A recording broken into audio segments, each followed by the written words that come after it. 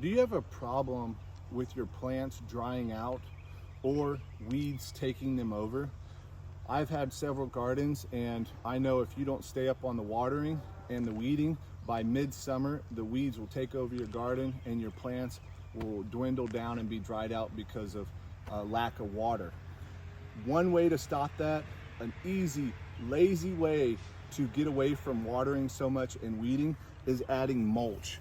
And this mulch right here has leaves in it, it has bark, it has tree branches, it's got everything that breaks down at different times. But what this is doing, we're adding this on to our soil, and we're adding a layer of compost for one, but also it's suppressing the weeds.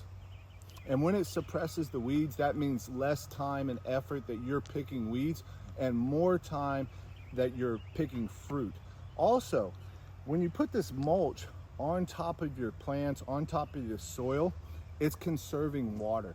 The sun is on top of us right now, and it's drying. If the soil is not covered, that sun is drying out the soil.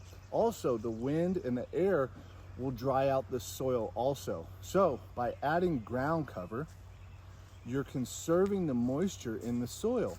Then beneficial organisms like worms and other decomposers are coming up because the soil is now moist.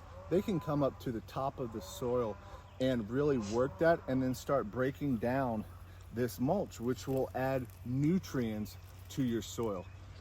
So if you want to cut back on weeding and watering, I suggest that you mulch the top of your plants. You can mulch them as you're planting them over the winter, and then during the summer to really eliminate weeding and watering.